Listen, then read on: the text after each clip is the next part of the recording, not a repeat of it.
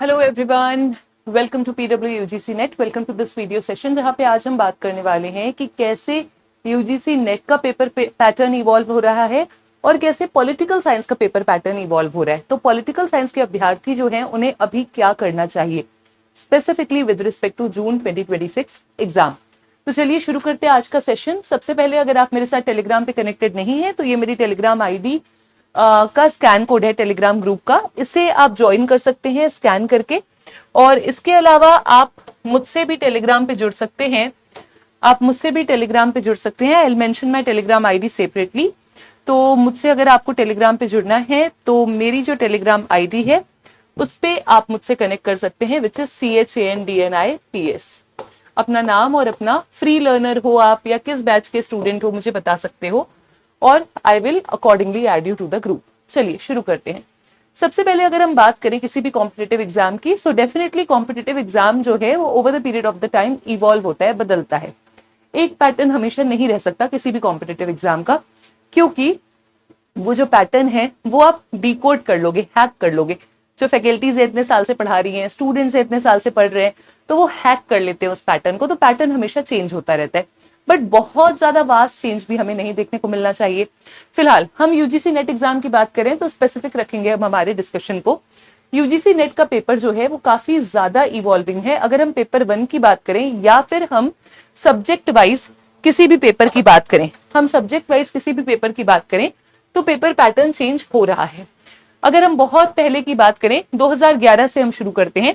2011 और 15 के बीच में स्पेसिफिकली पेपर 1 और बाकी सब्जेक्ट्स का भी पेपर इंक्लूडिंग पॉलिटिकल साइंस हमने देखा कि कैसा आ रहा था। अंडरस्टैंडिंग और कॉन्सेप्चुअल क्लैरिटी पे फोकस्ड वाला हमारा क्वेश्चन पेपर आ रहा था, जहां पे कॉन्सेप्चुअल अंडरस्टैंडिंग थी, मॉडरेट डिफिकल्टी के एमसीक्यूज थे और टीचिंग एप्टीट्यूड, रीजनिंग पेपर 1 में ये डोमिनेटिंग टॉपिक्स हमारे पास हुआ करते थे। बेसिकली ये जो साइकिल है यहाँ पे अंडरस्टैंडिंग पे फोकस था कि आप कितना समझ पा रहे हो अपने सिलेबस को, आपकी ग्रास्पिंग पावर कितनी है। उसके बाद 2016 से लेकर के 19 तक हमारा जो क्वेश्चन पेपर था वो ज्यादा एप्लीकेशन बेस्ड होने लगा। मतलब जो आपने पढ़ा है उसका इम्प्लीकेशन, जो आपने पढ़ा है वो अंडरस्टैंडिंग आपकी चेक हो गई है, अब उसको आप इम्प्लाई कैसे कर रहे हो, आप उसकी एप्लीकेशन कैसे कर रहे हो। 2 4 6 सवाल हर पेपर में थोड़े डिफरेंट आते हैं, बट ओवरऑल जो पेपर पैटर्न हमने देखा वो एप्लीकेशन बेसिस था कि आप कैसे अप्लाई कर रहे हो अपनी नॉलेज को over the period of the time. अभी हमारा जो पेपर है वो analysis, evaluation, critical thinking, teaching, research readiness पे फोकस्ड है। मतलब आपने कैसे एनालिसिस किया, कैसे इवैल्यूएट किया, प्लस फैक्चुअल पैटर्न भी बाकी पेपर्स में भी देखने को मिल रहा है। अब हम स्पेसिफिकली पॉलिटिकल साइंस की अगर बात करें तो पॉलिटिकल साइंस में पेपर पैटर्न में बहुत ड्रास्टिक चेंज हमें देखने को मिला। बेसिकली जो पॉलिटिकल साइंस का पेपर था 2010 से पहले हम नहीं पढ़ते हैं, 2010 से 15 के बीच में सिलेबस बहुत ब्रॉड है पॉलिटिकल साइंस का। करंट अफेयर्स स्टैटिक दोनों है, तो करंट अफेयर से सवाल तब नहीं आते थे, तब आपके स्टैटिक सिलेबस से सवाल आते थे। बहुत सारे यूनिट्स कवर्ड होते थे पेपर में। ज्यादा फोकस अगर फिर भी आप मुझसे पूछोगे तो 2010 से 15 के बीच में ज्यादा फोकस आपका पॉलिटिकल थ्योरी और पॉलिटिकल थॉट्स पर था, कॉन्सेप्चुअल अंडरस्टैंडिंग पे था, डेफिनेशंस आती थी। स्टूडेंट्स मुझसे पूछा करते थे जब पीवाईक्यू आप सॉल्व करते हो, अभी भी आप पूछते हो कि मैम डेफिनेशंस कैसे याद करें, कोड्स कैसे याद करें, थिंकर्स कैसे कवर करें, थिंकर्स को इतना ज्यादा डिटेल में कैसे पढ़े। हम 8 थ्योरीज पढ़ रहे हैं, ये 10वीं थ्योरी पूछ लेते हैं। फिर इन्होंने थिंकर्स से ही पेपर डिफिकल्ट बनाना शुरू किया, इन्होंने थिंकर्स की बेसिक डिटेल पूछना शुरू किया। जैसे कि अगर ये प्लेटो का कॉन्सेप्ट आपसे पूछ रहे हैं, प्लेटो की थ्योरी आपसे पूछ रहे हैं, तो अब ये प्लेटो ने किस एज में क्या किया, ऐसे स्पेसिफिक सवाल पूछने लगे, फैक्ट्स, लेकिन वो भी थिंकर्स और थ्योरीज से। तो यहाँ पे जो 2010 से 15 के बीच का पैटर्न है, लगभग वहां पे स्टैंडर्ड किताबों से या कुछ थोड़ी बहुत रिपोर्ट्स हो गई, जैसे एआरसी आपने पढ़ ली, सेकंड एआरसी, या आपने संथानम कमेटी की रिपोर्ट पढ़ ली, उसके बारे में पढ़ लिया, तो इससे आपका पेपर सॉल्व हो जाता था। यहां से कॉन्सेप्चुअल क्लैरिटी, नोट्स, पीवाईक्यूज के माध्यम से आसानी से आप पेपर कर सकते हो। मतलब ये वो समय था जब फोकस था कि अगर आपने मेहनत करी है तो आपका पेपर क्लियर होएगा। नाउ मूविंग अहेड, 2016 के आसपास, 16-17 में कहूंगी, पेपर के पैटर्न में थोड़ा सा चेंज होने लगा। जो मैंने आपको बताया ना कि फैक्ट्स आने लगे थिंकर्स के, ये 16-17 से हमने देखा कि यहाँ पे यूनिट्स का वेटेज कम होने लगा। कुछ यूनिट्स जैसे political theory, political thoughts dominate करने लगी। असर्शन रीजन के सवाल बढ़े। पहले असर्शन रीजन नहीं आते थे, पहले वन लाइनर्स ज्यादा आते थे, अब असर्शन रीजन के सवाल बढ़े। असर्शन रीजन के साथ साथ reports, committees, documents, current affairs, बहुत डाइवर्स आपका यहाँ पे सिलेबस कवरेज होने लगा। ठीक है, कोई बात नहीं, सिलेबस कवरेज ही था, हम करेंगे और मेहनत करेंगे, 4 किताबें पढ़ते हैं 2 और पढ़ेंगे। लेकिन 2020 के बाद से, स्पेसिफिकली 2022 से मैं कहूंगी, 2022 से आपका जो पेपर का पैटर्न है वो बहुत बदल गया है। पेपर के पैटर्न में हमारी मोस्टली 3 यूनिट्स डोमिनेट करते हुए दिख रही हैं, या 4। 2 पॉलिटी और आईआर फिक्स हैं, उसके अलावा कभी पॉलिटिकल थ्योरी हो जाती है, कभी पब्लिक एडमिनिस्ट्रेशन हो जाता है, कभी इंडियन पॉलिटिकल थिंकर्स हो जाता है, कभी आपका गवर्नेंस एंड पब्लिक पॉलिसी हो जाता है। तो कहने का मतलब यह है कि आईआर और पॉलिटी कॉमन है, लेकिन बाकी 1 या 2 यूनिट, कुल मिला के ये 4 यूनिट से 100 सवाल बना रहे हैं, 1-2 सवाल बाकी यूनिट के डाल देंगे। पेपर आपका फैक्चुअल हो गया है। असर्शन रीजन स्पेसिफिकली अगर हम रीसेंट अटेम्प्ट की बात करें, खत्म हो रहे हैं, फैक्ट्स दिख रहे हैं। कैसे फैक्ट्स? क्रोनोलॉजी, सीक्वेंस बेस्ड सवाल, ascending descending order.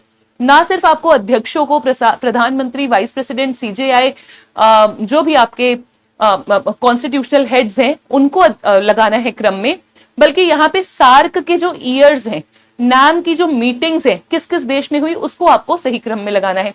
Match the following के सवाल बढ़ रहे हैं, मल्टीपल स्टेटमेंट बेस्ड क्वेश्चन बढ़ रहे हैं। तो 2015 का पेपर उठाओगे और 2025 का पेपर उठाओगे, एक बहुत बड़ा डिफरेंस आपको दिखेगा।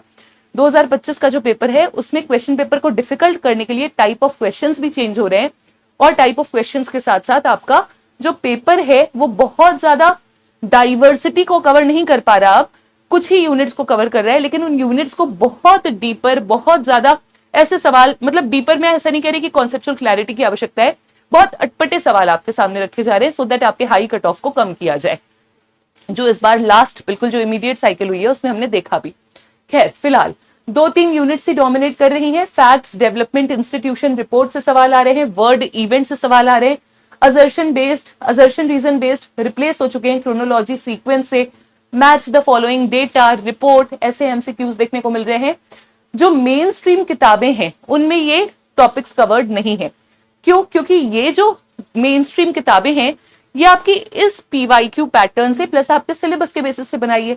अब ये आपसे कोई ऐसा इवेंट पूछते हैं जो वर्ल्ड के लेवल पे, ग्लोबल लेवल पे कब हुआ, या जो इवेंट ग्लोबल लेवल पे हुआ उसका कंटेम्प्रेरी कहीं और हमने वैसा आंदोलन देखा, तो वो बेसिक किताबों में कवर नहीं है। इसके लिए क्या हम अपनी किताबों की कवरेज को बढ़ाएं? क्या हम एक सवाल के पीछे उसके रिलेटेड किताब, दूसरे सवाल के पीछे उसके रिलेटेड किताब पढ़ें? तो हम कैसे सिलेबस को पूरा करेंगे? अप्रोच ये नहीं होनी चाहिए। चलिए समझते हैं। और हाँ, मैं एक और बात बता दूं, जो दिसंबर की तैयारी अभी शुरू कर रहे हैं उनके लिए भी एनालिसिस बहुत ज्यादा हेल्पफुल होने वाला है। यहाँ पे हमारा फोकस है एग्जामिनेशन का रिकॉल पे। एनालिसिस करनी है लेकिन रिकॉल करना है, याद करना है, रट्टा मारना है बहुत सारी चीजों का। और उसके साथ साथ कुछ कुछ चीजें ऐसी भी हैं जहां पे आपको कुछ पॉइंट्स, कुछ डॉट्स जो है वो मैच करके आपके वो क्वेश्चन सॉल्व हो जाएंगे। अच्छा, ये वर्ड हिस्ट्री से सवाल पूछ रहे हैं, ये सिलेबस के उन पॉकेट से सवाल पूछ रहे हैं जो आपके जनरली कवर्ड नहीं है। इसके लिए आपको करंट अवेयरनेस पे फोकस होना पड़ेगा। मतलब आपने कहीं पे कुछ पढ़ा, अभी ईरान यूएस युद्ध में आपने न्यूज़पेपर में कुछ पढ़ा, उसकी हिस्ट्री पढ़ी, तो वो आपको फटाफट अपने नोट्स में नोट डाउन करना है। ठीक है। अच्छा, अभी 2024-25 का रीसेंट जो हमारे लास्ट पेपर हुए हैं, बहुत फ्यू यूनिट्स यहाँ पे कंसिस्टेंटली आ रही हैं, ये मैं आपको बता चुकी हूँ। फैक्ट्स बहुत आ रहे हैं, पॉलिसी की क्रोनोलॉजी आ रही है, मैच द फॉलोइंग आ रही है, इंटरनेशनल लिंकेजेस पूछे जा रहे हैं, सीक्वेंस वाले सवाल आ रहे हैं, करंट अफेयर्स से भी सवाल आ रहे हैं, सिलेबस के साथ साथ करंट डेवलपमेंट जो कि टेक्स्ट बुक से बाहर है, जो कि आपकी जनरल टेक्स्ट बुक में, जनरल किताबों में कवर नहीं है, comprehensive awareness plus fact recall plus analytical agility पे ये आपका पेपर फोकस कर रहा है। ठीक है। अब ये तो हो गया हमारा पेपर कैसे इवॉल्व हो रहा है। हमारा पेपर इवॉल्व हो रहा है ब्रॉड थ्योरी बेस्ड प्रिडिक्टेबल से focus dynamic application oriented and unpredictable. तो अगर पेपर अनप्रिडिक्टेबल है तो हमें क्या करना है? हमें अपनी स्ट्रैटेजी को कैसे इवॉल्व करना है? स्ट्रैटेजी को इवॉल्व करने के लिए आपको कुछ चीजों का ध्यान रखना है। सबसे पहले आपको अपने एग्जाम को समझना है, जो आप अभी समझ रहे हो, है ना। लेकिन एग्जाम को समझ के मैंने आपको बताया ये पैटर्न हमेशा चेंज होता हुआ दिखा है, तो आप एक पैटर्न अपने दिमाग में डिकोड करने की कोशिश मत करो। आप ये सोचो कि पैटर्न जो भी हो मैं मैक्सिमम कैसे स्कोर कर सकता हूं। ठीक है। उसके लिए PYQ is your best book. I repeat, PYQ is your best book. जो आपकी जनरल किताबें हैं, जो भी जनरल टेक्स्ट बुक है, जो आपने अपने सोर्सेस तय किए, आप पीडब्ल्यू के स्टूडेंट हो, मिशन जेआरएफ बैच के नोट्स हैं, आपने सोचा है ओपी गौबा जी से पढ़ोगे, आपने सोचा है कि बीएल फाड़िया जी की किताब से पढ़ोगे, आपके ऊपर है। जो भी आपकी पीवाईक्यू की जो भी आपकी किताबें हैं उन किताबों के बाद आपने पीवाईक्यू को एक किताब की तरह समझना है और उससे अपने नोट्स को अपडेट करना है। जो टॉपिक आपने पढ़ा वो पीवाईक्यू में सॉल्व किया, वो सॉल्व करके अपने नोट्स को अपडेट किया। पीवाईक्यू को एक नॉलेज का सोर्स समझो, पीवाईक्यू को नॉलेज चेक करने के लिए मत समझो, बल्कि नॉलेज का सोर्स समझो। PYQ is your best book. कम से कम 10 से 15 साल के, मैं कहूंगी 10 साल के पीवाईक्यूज कर लोगे ना, आपकी प्रॉब्लम सॉर्ट हो जाएगी। बहुत ही स्मार्टली आपको प्रैक्टिस करना है। अगर एक ऑप्शन सही है तो 3 ऑप्शन जो बचे हैं उनका रेलेवेंस क्या है, वो ऑप्शंस को आप कैसे आपके क्वेश्चन में यूज किया जा सकता है, क्योंकि PYQ as it is repeat नहीं होता, पैटर्न रिपीट होता है। ठीक है, पीवाईक्यू से थीम्स रिपीट होती हैं, तो वो आपको निकालना है। जब आप बहुत सारे क्वेश्चन सॉल्व कर लोगे तो आपको समझ आएगा। फैक्ट्स डेटास के लिए शीट आप मेंटेन कीजिए। अभी तो हमने कोशिश की है, अभी तक जितने भी आपके पिछले 5 साल में फैक्ट आए हैं, हमने क्रोनोलॉजी कंपाइलेशन मैगजीन निकाली है जो आपको मिशन जेआरएफ बैच के साथ मिलती है। वैसे ही आप भी अपने किसी भी सोर्स से बिल्कुल अपने टू द पॉइंट बहुत सारे कंटेंट को तैयार कर सकते हो। जो भी आपके पीवाईक्यूज आए हैं, फैक्ट डेटा डेवलपमेंट्स को बहुत सारा रिविजन करना है, रिकॉल करना है, रीइंफोर्स करना है, मतलब लॉजिक लगाइए, कुछ ना कुछ इलॉजिकल निमोनिक्स बनाइए, लेकिन वो फैक्ट आपको याद करने पड़ेंगे। तो अभी आपका सबसे बड़ा काम ये है कि आपने अपनी स्टैंडर्ड बुक कवर करने के बाद रिवीजन करने के साथ साथ पीवाईक्यू से एडिशनल अपने नोटबुक में कंटेंट ऐड करना है, अपने कंटेंट को एनरिच करना है। ठीक है, एक एक टॉपिक उठाइए या एक एक यूनिट उठाइए, उसके पीवाईक्यू सॉल्व करते जाइए स्मार्ट तरीके से, पीवाईक्यू से नोट्स को अपडेट करते जाइए, पीवाईक्यूज का एनालिसिस कीजिए और उसके बाद उसको रिवाइज कीजिए। यही आपका तरीका होगा। ठीक है, यही आपका तरीका होगा। अब आपको एक चीज पे ध्यान रखना है, जब भी आप पढ़ाई कर रहे हो, आप ऐसे कर भी रहे होगे बहुत सारे स्टूडेंट, ये जो पेपर का पैटर्न आपका इवॉल्व हो रहा है ना, ये आपके लिए सिर्फ नहीं हो रहा, it is not only you individually, बल्कि सारे स्टूडेंट्स के लिए हो रहा है। तो सारे स्टूडेंट्स यही प्रॉब्लम फेस कर रहे हैं और सारे स्टूडेंट्स को इसी हैक के माध्यम से आगे बढ़ना है। अगर कोई सवाल इसके अलावा बहुत बाहर से आ जाता है तो वो किसी का सॉल्व नहीं होगा, डोंट वरी। ठीक है, trust yourself, trust your preparation. हमेशा पढ़ाई करने बैठते हो तो क्वालिटी पे फोकस करो, क्वांटिटी पे नहीं कि आज मैंने 10 किताबें पढ़नी है, 20 पन्ने पढ़ने हैं, नहीं, आप क्वालिटी पे फोकस करो कि जो पढ़ रहे हैं वो समझ में आ रहा है कि नहीं।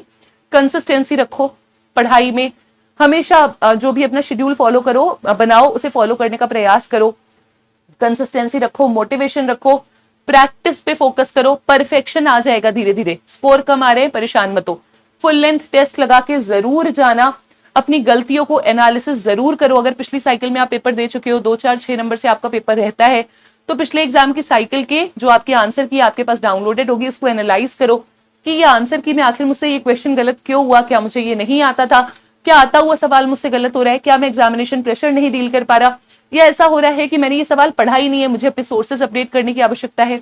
ऐसे आपने आइडेंटिफाई करके फिर अपनी पढ़ाई को अलग दिशा देनी है, उस दिशा में लेकर के जाना है जो दिशा आपको सक्सेस की तरफ लेकर के जाए। You have to stay calm, stay updated and stay focused, that is the mantra for the examination preparation. I know बहुत एंशियस हो, एग्जामिनेशन का फॉर्म कब आएगा, क्या करना चाहिए। मैंने एक 70 डेज की स्ट्रैटेजी की वीडियो भी बनाई है, वो भी आप रेफर कर सकते हो, आपको हो सकता है वो भी आपकी जो वीडियो है मदद करे। ठीक है, do not panic, we all are in the same boat, हम सब एक ही नाव पे सवार हैं, तो हम सब इस नाव पे जिस पे सवार हैं उस नाव की नैया को पार लगाना है। मतलब we have to bring JRF this time. Just be consistent, be focused, trust yourself, trust the process and all the very best. You will definitely see the results positive in your favor. Thank you so much. Bye. Take care.